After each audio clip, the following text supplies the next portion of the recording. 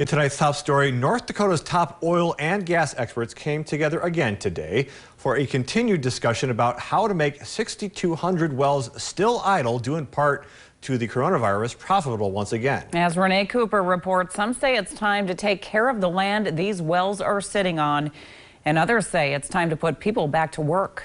I think what is a blessing of this moment is that we have federal funds to have a very substantial beginning of a task that's been overdue. Finn Tandouli, who represents the Salt-Contaminated Land and Water Council, is talking about reclamation. In several decades of doing this, I haven't seen this much, I would say, enthusiasm and from a standpoint of they need the assistance and they need the help. Oil and gas experts heard testimony from about 35 oil operators, small well owners, soil scientists, and landowners. This comes after the Department of Mineral Resources, led by Lynn Helms, published a list of 368 abandoned and orphaned wells that the Industrial Commission will consider spending $33 million in CARES Act money to plug up for good. The money was approved in May to plug and reclaim these wells that Helms says are no longer profitable, even if brought back into production. Roughly 550 service company employees are going to be put to work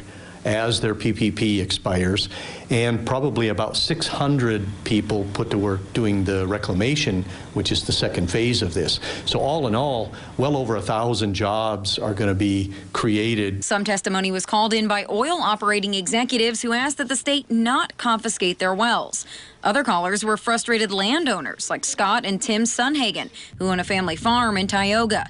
They say for years, Cobra Oil and Gas has been damaging their crops with leaks from abandoned wells. Nobody, actually including the state, we feel is taking seriously. The state has the ability and the teeth, if they want to step in and help us get that cleaned up. We've heard a lot from people about taking wells off the list, but you heard the one lady who said, please take the well that you listed and 2 more. Ultimately, the state's plan is to put laid-off oil and gas workers back to work as early as the 3rd week of July to plug wells. And by August, they'll be reclaiming the land to as close to its natural state as possible.